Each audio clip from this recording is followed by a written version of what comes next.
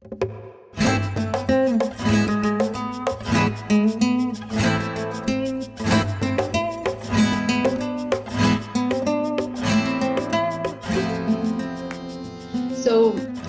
well, what I'm going to talk to you about and share with you is about a project that I started.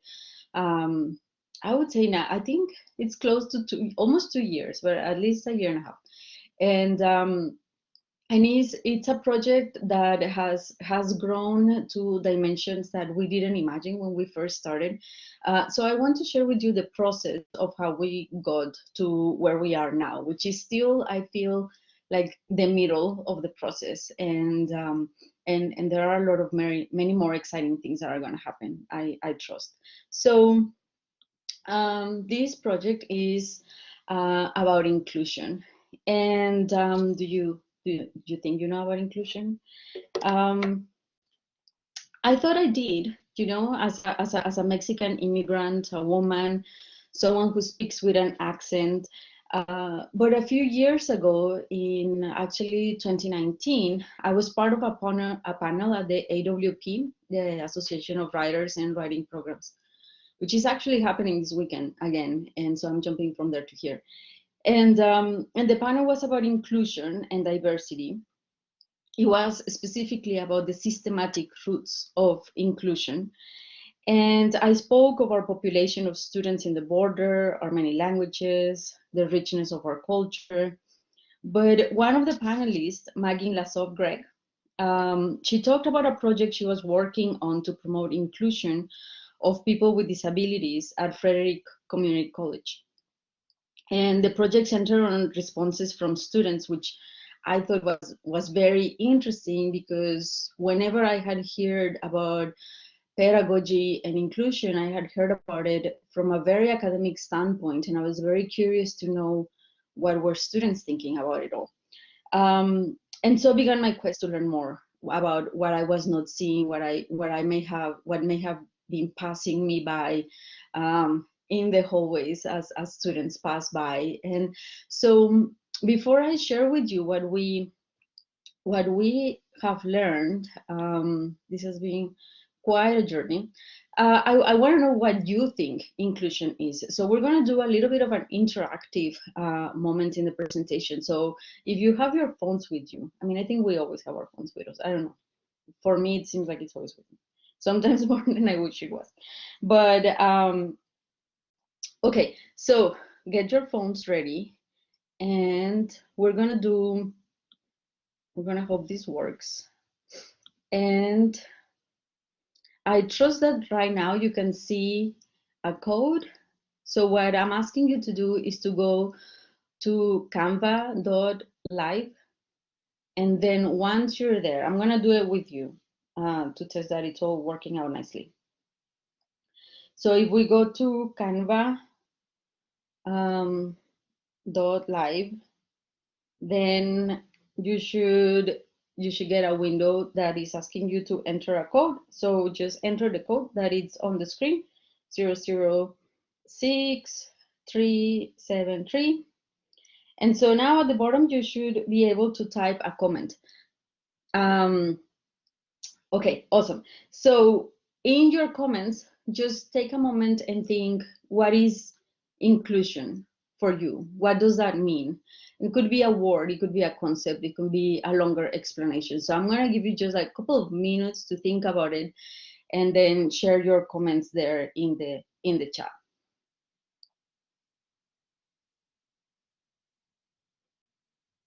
And this is where I wanted to have the music. So let me have the music while you are thinking about inclusion.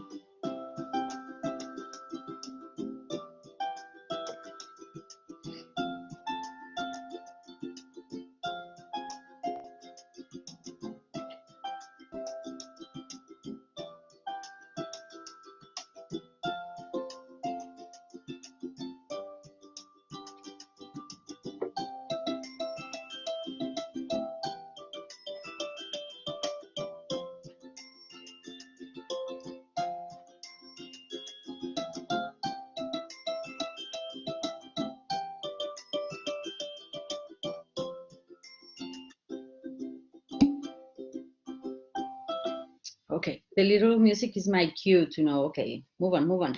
So I see some of the answers, and so let's look at what you share. I'm not sure if everybody can see the chat. I trust that you can, but just in case, I'm gonna read some of the answers that you shared. Everyone is part of the whole. Inclusion is feeling like I belong. Making a point to include each person in the activity. Nice music, I know, right? I spent a lot of time finding this particular one. I want something happy.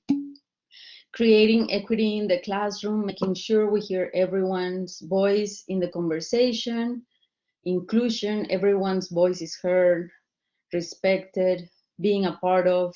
Inclusion is what we have to do in order to achieve diversity. Inclusion is looking for ways that we are excluding students through our words, attitudes, and curriculum without even knowing it, and changing. Being equitable and deliberate to allow one to be able to participate, respected. Richard says there is a place for everyone in the same place. Awesome. Thank you so much. I mean, obviously we have thought about inclusion. That's why we're here, right? That's why we're part of Pasos. And what a great program it is that it allows us to create projects like this one. And it's everything that you're saying, and I think some of those things are areas of inclusion that I had thought about. I have been in spaces where I don't feel included. I have been in spaces when I feel like I am part of the group and I am included. And what I wanted to do with the poster project was to find out, um, to to gauge where our students were feeling. And so what we did, is it all started with 3 lines that we asked students to complete. I wish my instructor knew. I wish my peers knew. I would feel included in the college community if. And so we shared this survey.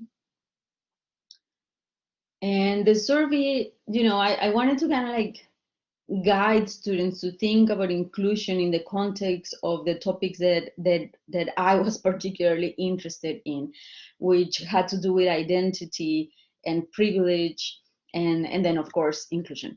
So this is how the survey looked. And by the way, there's going to be a link in the chat in case you want to download it and use it in your classes. And I'll share with you more about how it has been used beyond the poster project.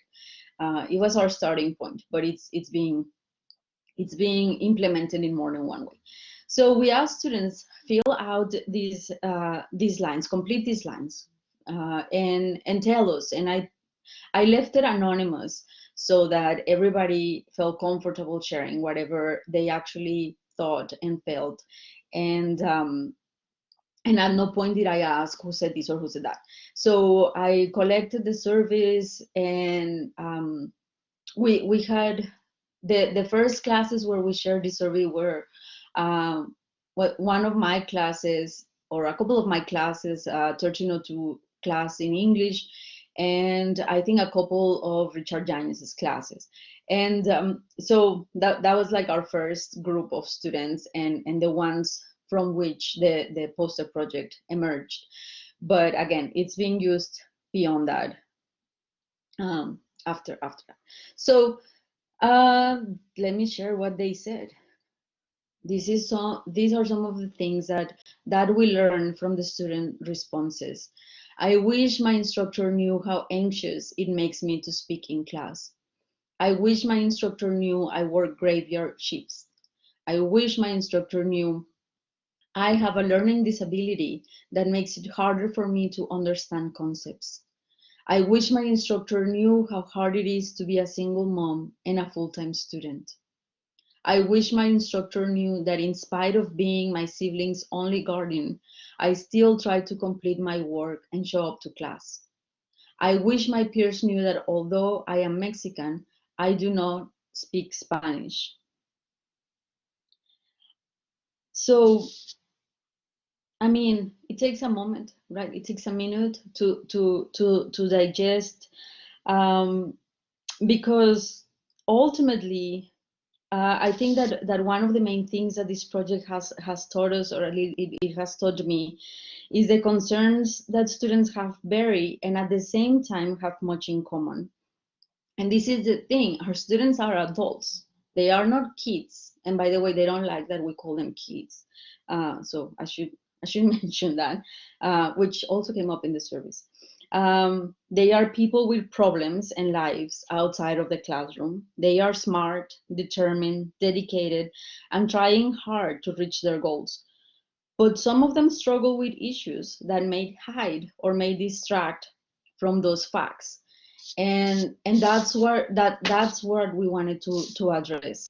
um, I think we know this. I think we know all of these. We know that sometimes students are dealing with issues beyond their control. I think we know that they are adults and that they are having lives outside of the classroom. But I also think that we forget sometimes.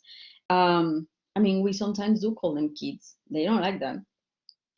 And so anyway, so what we did with this information is I reached out to Sig Peña, who some of you may know, and he doesn't know I'm creating this commercial for his work. So don't think that he asked me. He did not, and he doesn't know I'm doing this. But his work is so amazing that I want to share a little bit of it with you and share our local talent. He does have an online store, so that's the little sign open. You should go there after the all of the sessions of the Cariño training are over and maybe buy something. But I first worked with Zeke, and I was trying to trace down the years, and it surprised me to see that it was 2013. He agreed to let us use one of his images for the cover of Border Census at the time when I was the director of Border Census. So that it goes that we go way back. Um, so anyway, so I talked to Sid and I'm like, hey, so I have this I have these responses from the survey and I want to do something really cool with it and have I knew I wanted to have posters. I knew that I wanted to have a visual representation of this idea, something that students couldn't ignore. And at the time, I was really into street art. I'm still are, mostly because my son is a teenager and he's into street art. And so I was starting to pay attention to how beautiful it is sometimes to be walking down the street and have an image just kind of stop you and make you think. And I wanted to mimic that as much as I knew that the college was not going to let me just graffiti the walls. And so I thought, well, maybe a more formal approach, but still kind of like graffitiing the walls. And that's how I was thinking of the posters. So I came to stick with these ideas, which were very vague, and he helped me to make sense of all of it. And and so this was our process. Our process was, well, I wanted Sig to create some of these posters, but then he said, no, look, this is what we're gonna do instead. And I said, okay, I'm just gonna follow his legs, he's the artist. So we call for student artists through EPCC and UTEP faculty. So we sent emails to art faculty and designers and said, hey, we're gonna have this project. Do you know anybody who may be interested? And we received a ton of responses from former EPCC students, current EPCC students, and so we went through those portfolios to see whose work would match better what we were trying to do. And then once we decided who was going to be part of the project, we let artists decide which quote they wanted to illustrate. And that point was very important to us because we wanted students to be their own voice, and we wanted them to represent their own causes and where they felt in the world and in the world of the college. So it took months. It took it took quite some time, and this is the stage that we did not know what's going to happen. I thought, okay, we'll just do a poster. But she was like, no, what do you mean, like just do a poster? That's crazy. So he actually took a lot of time mentoring the students. So what was originally thought of like, let's just create this, became a beautiful process in which students ended up having a kind of art seminar with these amazing artists. So he guided each step from the sketches to the coloring to the finishing touches, and consolidating the images so that they would so that we would have a unifying design. And he also created a logo for Pasos. And so I'm ready to share with you um, the final posters. And I think outside of the Pasos score, you're probably the first ones to see it. I'm gonna go back to the music. So, and I'm not going to be reading all of them because I want to give you time to interact with it and just kind of get a feeling for the artists, and remember, these are all students or former EPCC students. So here are our posters.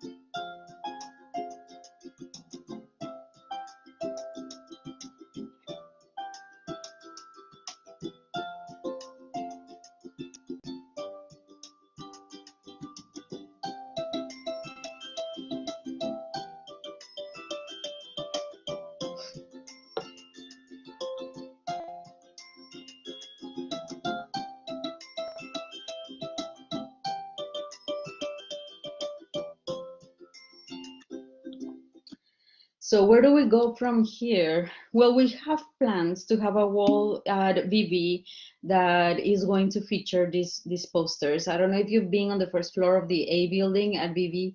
I already have a wall there with Chrysali's work, and Lucia and I envision that we're going to have something similar to that for Pasos on the second floor, and we're going to reach out to see how many walls they let us put these posters in everywhere in all of the campuses if they let us.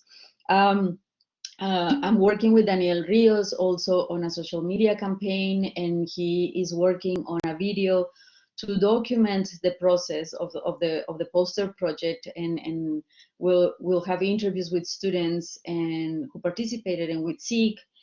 And but here's where you come in to bridge this project with what comes next, because I want to know how you think that we can make it a practice to listen to students instead of always lecturing them. And I think that is the main message that I want to convey with this project, is that I mean, we love to teach, right? We love to be in front of the classroom. I miss that so much. And even online, like, I love to give guidance to students, but I think it's also very important for us to sometimes take a step back and just listen, and take our turn in the, being lectured a little, and being okay with that. I think that is one of the main goals of this poster project, is we can learn a lot from our students.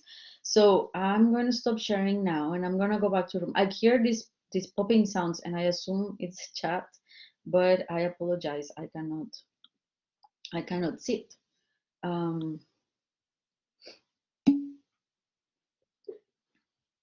Oh, wow, 35 messages. I'm gonna have to go back to those.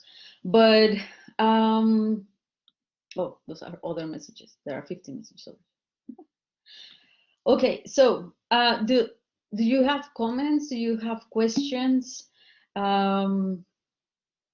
Is there something that you want me to elaborate on? And I know that I don't want to keep you here longer than I should, because there is a very nice, clear agenda for this event. But if there are any comments or any questions that that you want to share, and I'm going to this chat, and I'm looking at the messages. I'm behind on the messages.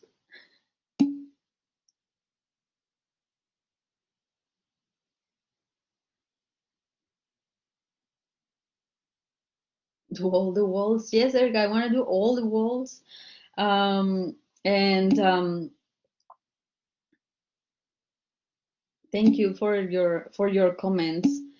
Um, have the same question as Brian. Where is Brian's question? How can we volunteer or get involved with this very cool project? So something very easy you can do is just adopt the survey, right? And something I've been doing is I pass out that survey with all of my classes at the beginning of the semester. It's anonymous, and students, I think that it gives them a sense of belonging. Just completing that survey lets them know that we care. And I think that is the first thing that we can do. And it's a very easy thing to do, to let our students know we're here. And there's the link to the survey there, and we want to know what you think. The other thing you can do is, feel free to reach out to whoever is in charge of walls and ask them, can we put some posters here? And then let me know if they say yes. And we're gonna be working on that. Lucia and I are already looking into it, and we're very excited about it. But I think the again, let's just listen. That's what we can do. We can listen and remember that we have a lot of knowledge, but our students have a lot of knowledge too, and maybe their knowledge is different than ours, but it's just as valuable. um, and so I think that's where my presentation is going to end, because unless I'm wrong, I think you should be going back to the main room. Are there any last minute comments, questions, anything that you would like to share?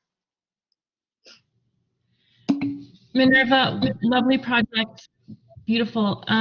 Just curious about the process. So EPCC students and former students and everybody did the artwork, and then Zeke sort of like made a unifying look to all the posters there, because they do have a unified look, and I'm assuming that's what was his role. Can you just clarify a bit more about that?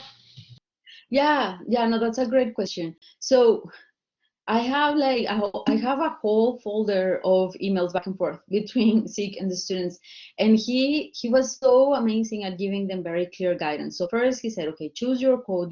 We gave them our favorite codes, the ones that SIG and I agree. Like, we definitely would love to see these ones represented, and out of those, the students chose whichever one they identify with. And then he first asked for a round of sketches. And once they finished the sketches, he would give them comments and say, well, but maybe this figure should be more in the front, or this one, or this is not clear, or this is amazing, keep going. And then Sig and I decided on a color palette that we liked. And so he gave those options to the students to say, incorporate these into your designs. Most of it was the students. I mean, the I think the unifying line in all of it has to do with the guidance that SIG was giving them, and the colors, and then the font that was SIG also. He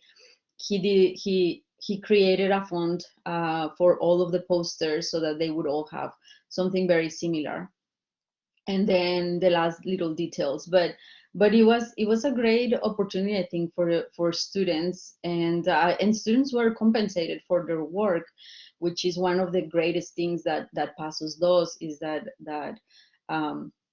we want to truly support the arts. And I hope that answers your question, Sarah. Yeah, that's so cool. Thank you. Thanks. Any other questions, comments? If not, okay, so there's a link to the main room.